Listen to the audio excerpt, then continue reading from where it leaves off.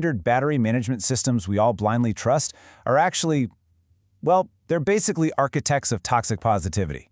You know, we all want to think our technology is smart, but today we're looking at how basic battery management might literally just be gaslighting you. So, ask yourself, is your system acting like that one relative who looks at a smiling group photo and declares everything is absolutely perfect, while completely ignoring the smoke pouring out of the kitchen?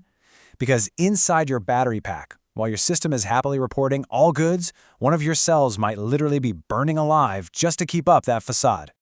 And this is the ultimate scam of standard parallel configurations. The battery management system, or BMS, reads a perfectly healthy 3.7 volts on the common rail and gives a huge thumbs up. But it completely ignores the hidden crisis underneath. It only looks at the group average, totally blind to the individual struggling to keep that average afloat. Section 1. The Toxic BMS Gaslighter. A False Sense of Harmony. The contrast here is just stark. On one side, the standard scam BMS enforces this wildly toxic culture. Think of it like a terrible group project in school where one kid does literally all the work to the point of total exhaustion, while the teacher just grades the final paper and says, "Great job, team." On the flip side, the HiBiKi system operates way more like an attentive social worker, genuinely tracking the specific individual pain of every single component. To really grasp this, we need to understand a concept that's deeply rooted in cultural psychology. It's perfectly captured by the Cebuano term bugos nga pagambitai. Basically, this translates to a forced sharing of a burden.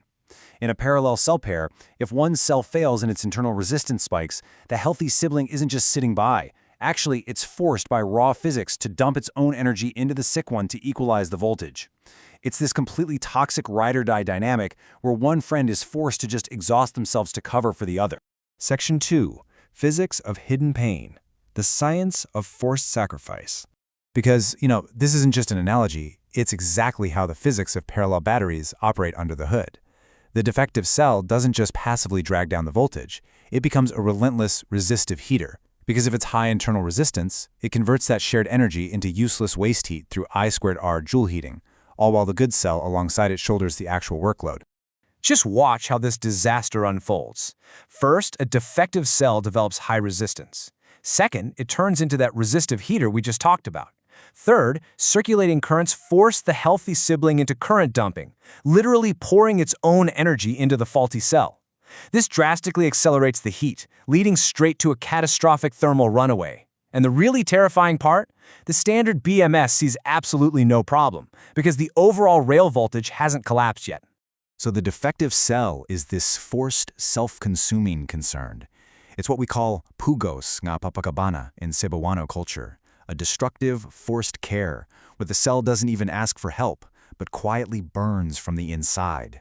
And physics literally dictates that its sibling must unwillingly keep feeding that fire. Section 3. The Silent Martyr System. Paglum and Toxic Positivity. So the healthy cell is literally trapped in pagluum. This is the practice of keeping to oneself what really ought to be communicated, swallowing your pain just for the sake of the group's appearance. The good cell suffers in complete and utter silence just to maintain that collective voltage facade, simply because the BMS demands it. And here is where the standard BMS completely drops the ball. It reads only the common rail average voltage and flat out ignores individual cell temperatures. It effectively gaslights the whole system into declaring "Maayo ra," or all is well. It's so much like a toxic corporate manager who only looks at the team's total output, totally blind to the one single worker carrying everyone else to absolute exhaustion. It treats the group, or the pundok, as a single entity with zero individual identities. That shield right there is a really dangerous mask. Normal voltage is hiding a brewing thermal crisis underneath. The system gaslights itself into thinking everything is fine right up until, boom, a catastrophic explosion, what we'd call a big lembarda. The facade holds perfectly until violent collapse. Section 4.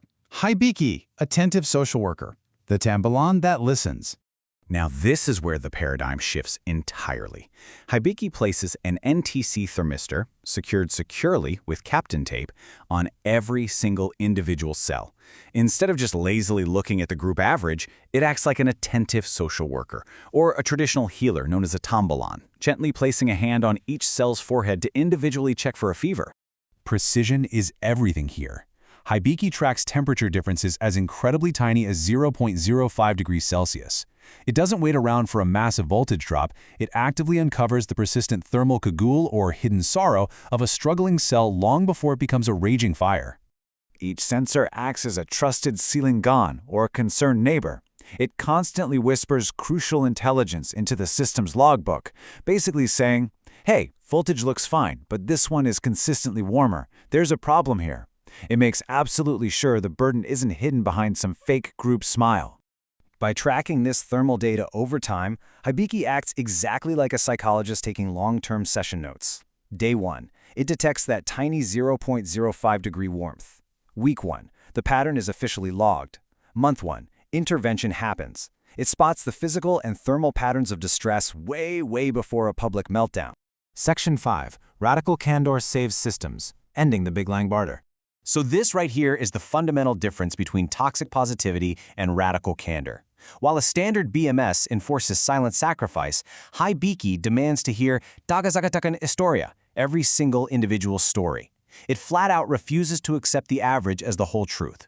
HiBiKi entirely rejects forced collective silence. By valuing individual truth over a group facade, it treats every cell with pagpakabana, genuine, attentive concern. It refuses to let one friend secretly burn just to hide another's failure, intervening long before an explosion or pagbuto can even happen. It officially ends the era of parallel cell gaslighting. The difference in the final result is honestly undeniable. The scam BMS relies solely on rail voltage, inevitably masking the problem until a sudden explosion. HiBiKi uses per-cell temperature sensing for real early intervention. Swapping a blind overseer for an emotionally intelligent network of sensors is literally the only genuine way to prevent catastrophic failure. And that leaves us with one final question about the systems you choose to trust. Will you continue to let your hardware burn in silent paglom, masking its pain until it violently explodes? Or will you choose a system that actively listens, values radical candor, and prevents the hidden sorrow of your components from becoming a public disaster? Think about what burdens you're allowing your systems to carry in the dark.